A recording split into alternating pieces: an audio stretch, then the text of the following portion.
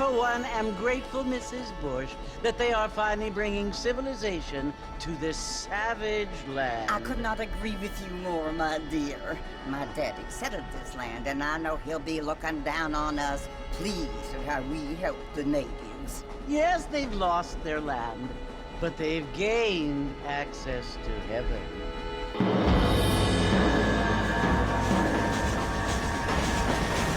But Father, do you mean unless an innocent receives communion, they're destined to go to hell?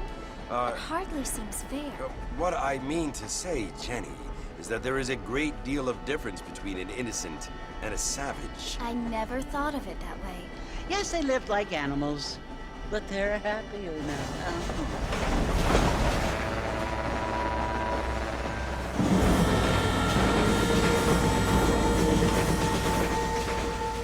Not only do people now have motor cars, Father, but I heard that pretty soon we will be able to fly. No, only angels can fly, Jenny. No, apparently people can fly. Didn't you hear? Out in Kansas, a man even got a car to fly. I hardly think so, Jenny.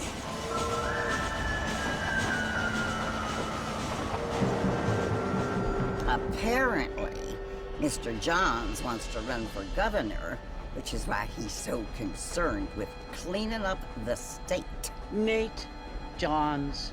Yes. His family is nothing but hillbilly trash that came here after the war. I don't want to be judgmental, but this state should not be ruled by such a disgusting family. A family without class. Apparently. The Johns family have made a lot of money, and he has a lot of friends in politics. Mrs. Bush, money isn't everything. There are many things that money cannot buy. It seems that money can buy voters, though.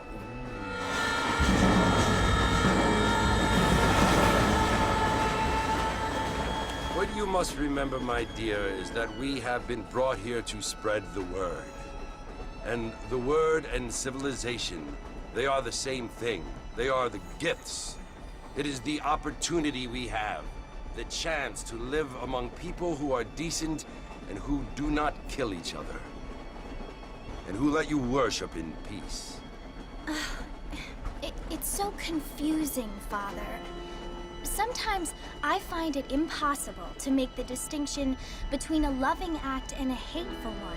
I mean, they often seem to be the same thing. Yes, Jenny, it is confusing. But you only have to ask me if you need help. Indeed. Well, here we are, Mrs. Bush.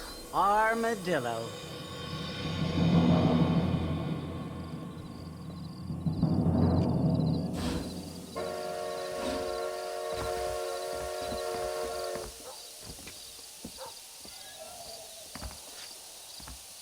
Want to drink some whiskey later?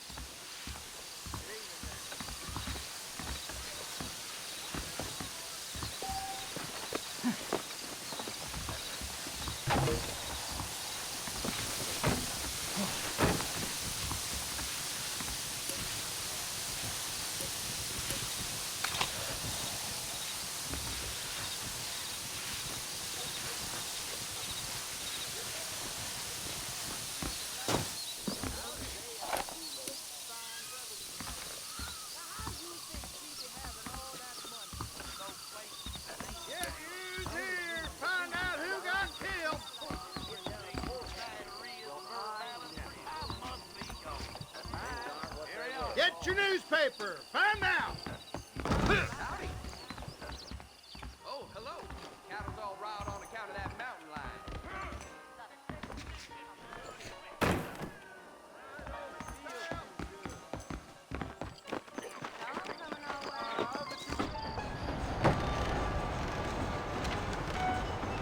Mr. Marston! Mr. Marston, over here!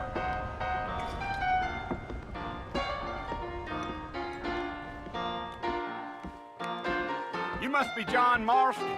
Sometimes. I'm Jake. Your friends from Blackwater hired me to guide you. They ain't my friends, but pleased to meet you, Jake. I got the horses saddled up and ready out front.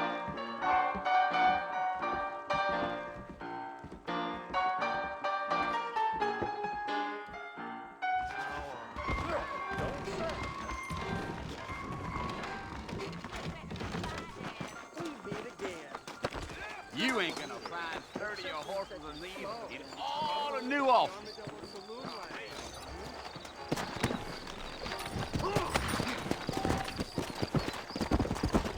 Take it slow on the way out of town. No need to kick up a lot of dust.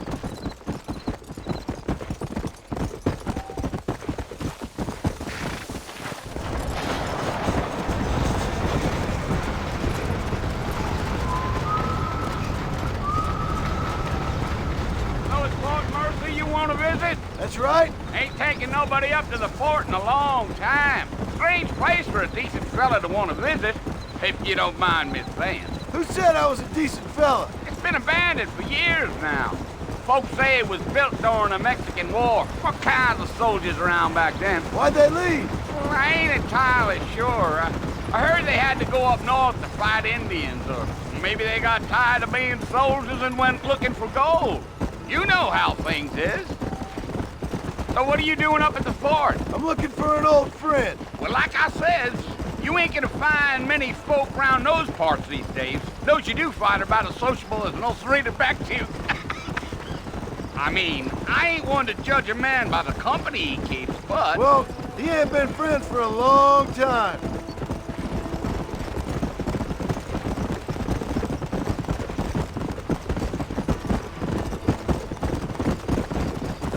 Are you planning on spending any time in Armadillo, Mr. Marston? I doubt it. I ain't planning on staying very long. Well, if you're fixing for some female company, you can do a lot worse than Armadillo. Fine as cream gravy they are. Not like Thieves Landing. Dang, those girls ain't even fit for a drinking man to hole up with. I'm a married man, I'm afraid. Ain't we all?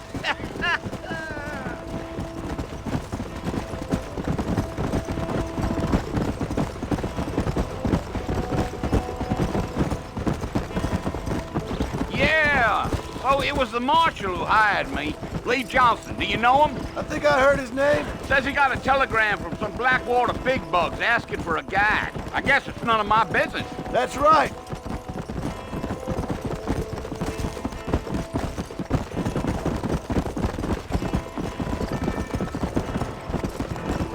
You ain't very talkative, are you? Nope. I'm just chewing the dog, mister. It's how I am. I don't mean nothing by it. Trust me. There's things you better off not knowing.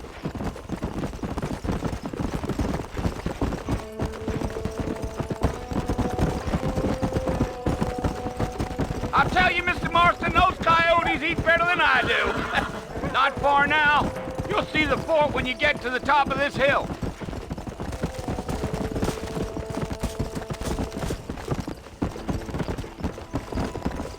Gee-oh. Listen, mister. This here is what's left of Fort Mercer. Some gang rode in and took the place over. So I understand. This is where we part ways, friend. You have yourself a good time.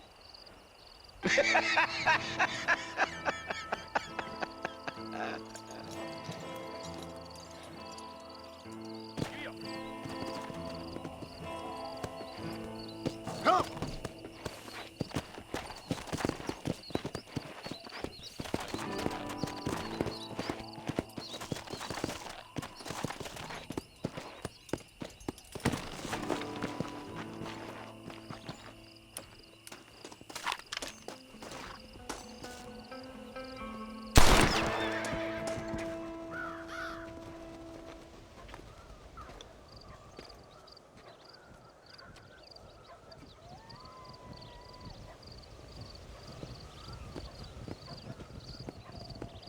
Bill! Bill, I've come for you! Bill Williamson! Come out here right now! Go away now, John. Don't make me kill you. Nobody needs to kill anyone, Bill. You must think I was born yesterday. You always did think I was an idiot. That ain't fair, Bill. You were as my brother. I've come to try to save you. Oh. Do I look like I need saving? Bill, please. They want to kill us all. I can help you. Well, you never tried to save me before. You only seemed to save yourself. Bill, I implore you think about this. You implore me? You implore me. You always were one for fancy words. Oh. Well, things are different now, John. Now I'm in charge! No more Dutch! And no more you. Implores. I implores you to go back and tell them to send someone just a little bit more impressive next time. Well? Oh. Poor John.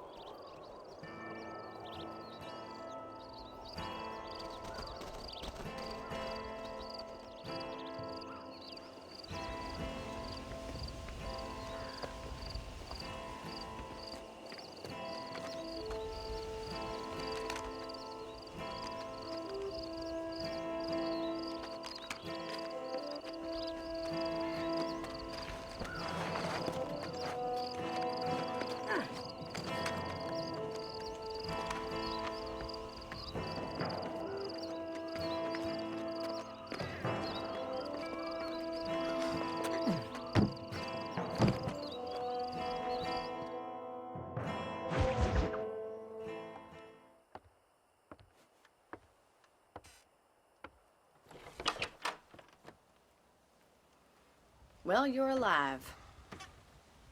So it would seem. So, how do you feel? I don't know the polite word for it. I do. Stupid is the word we use around here. What were you doing? I was doing something stupid. Well, you'll be okay. Once you didn't die, the doctor said you'd be fine. He got the bullets out a couple days ago. Good. It cost us $15. I'm sorry, madam. Should have left me there to die. Did you want to die? I mean, was that it?